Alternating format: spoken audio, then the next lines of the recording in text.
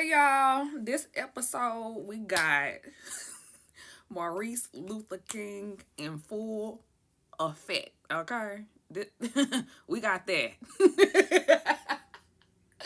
I gotta laugh because yes, this episode seems like it was fully dedicated to Maurice and his theory and the story that he working up to create, so he don't feel guilty or feel like the pressure of getting caught as far as what he's done. That's what he's doing.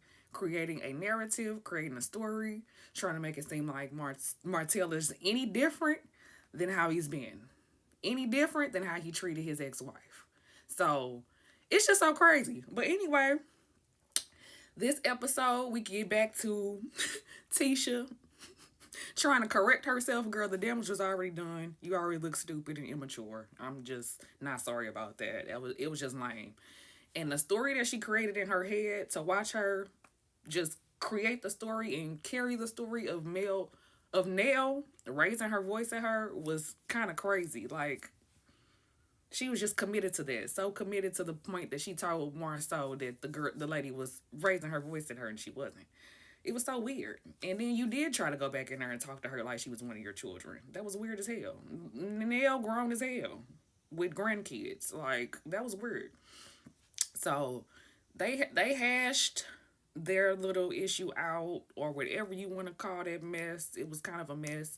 But also in that, I feel that Tisha ended up proving Nell's point about being more transparent, so you're not uncomfortable. You're not overly defensive and responding to things in a way to where it's like you're acting out. She was in very much denial about how she acted towards Fletcher. And I feel like that the only reason that you were not all in that man's face is because Neil was standing right there in between when they was flashing back.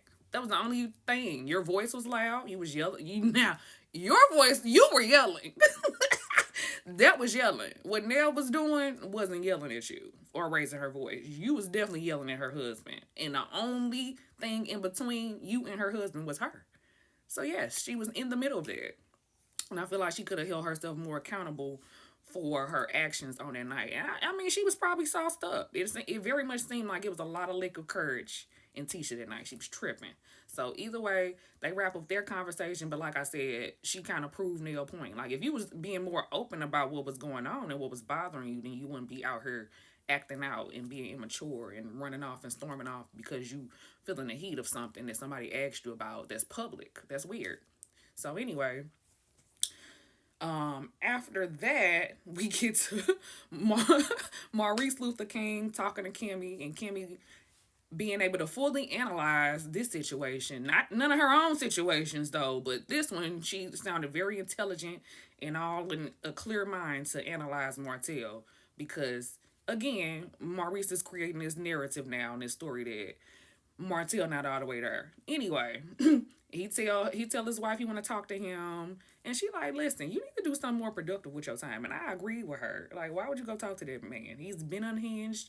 He been showing y'all he's unhinged. But just because he was doing it to his ex wife, I don't understand why y'all feel like it would be any different. If he did the mother of his children like that and the wife, somebody he walked down the aisle with and vowed to God with, yeah, I mean, I don't understand what type of loyalty or what. I don't know what y'all looking for from him. But the nice guy, oh, now y'all seeing that he not so nice. And I don't understand why what he was doing years before didn't qualify as him not being nice. That was weird to me. Now, Kim, you can fully see that but he was just such a good guy. He's a good guy. Martell's a good guy. Oh, now you can all of a sudden see how malicious and weird and narcissistic and all the things that he is, because he then interviewed this piece that you don't think your husband hit, when obviously all the flags waving that that's exactly what happened. Okay, so she said him like, you could be spending time with Monster. Why are you going to talk to this man that's been acting like this, that's not showing you anything different? But in Maurice's head, the kitchen getting hot. That's what I do know, and that's why he doing all this weird ass shit. So anyway, he goes and meets up with Martell, and I cannot believe that I was laughing with Martell. Ain't that some? I would have never thought. In all the tightness that was sitting there, baby, the vest, the turtleneck, everything looked so tight. He looked so uncomfortable.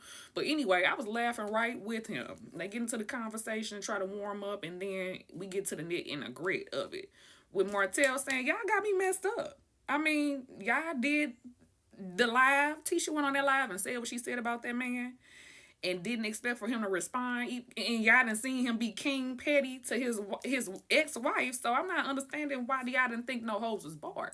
And I do feel like, all in all, Martell hold the key to destroy. He can actually destroy their stuff, and I think that's why they're so defensive, why they're so weird around it, and why they don't really talk about it in full detail the way that they should, just to air it out and clear the air. But they don't like to do that anyway. Maurice trying to over, like, he an attorney, but I didn't know he was a psychologist. I just was trying to figure that out. Like, he just feel like he just can go to all lanes with his knowledge. He just knows so much. Yeah, I just think he's acting out. Martell ain't doing nothing he ain't been doing. And Maurice, you look stupid.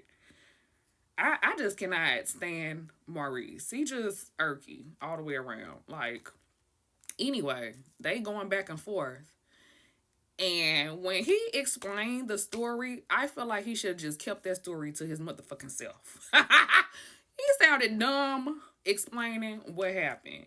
And I don't care. I know that you're an attorney and all of this. You just want to be redeemed so bad. We don't believe you. You sounded silly, and we know you're an attorney. So whatever happened behind the scenes. We ain't never gonna know. And that's okay. But for you to tell this story, yes, that was embarrassing. And very laughable. Yeah.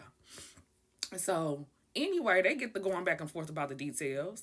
Martell like, if I'm lying, sue me. Sue us. Because he want to keep throwing his BM in the mix, baby. He going to make sure he say her name every time to make sure it's sting. Just in case the ex watching. But anyway, baby, he said sue us. Sue us. Cold. I can't say nothing. And that's where that started and ended. And Maurice go over a lot of story completely different than what it really was to Kimmy and Marceau. And I just feel like them having that conversation in front of her was so weird. It's just like they was maintaining that eye contact with each other just to say, making sure each other not slipping up or saying too much. It was very, very strange how they all congregated and kind of talked over what it was. But I feel like they both guilty. And I feel like that interview, that lady wasn't lying. And that's just what it's all boiling down to. But they brothers, and they gonna stand strong and stand on their 10 behind each other. And that's just that on that. Nell, she had talked to Fletch in this episode too. And I don't like how she was talking about if Destiny wasn't putting out, then da-da-da-da-da. I'm just like, girl, what kind of old school bullshit is this? I don't like that. Anyway, so Nell feeling herself as far as her son versus Destiny, and that's all. They're gonna talk next week. I really don't care about that story. That's why I really didn't mention it for real. Marceau told his wife to be careful about Destiny, and I agree with him because Destiny is a weirdo. Flat the fuck out.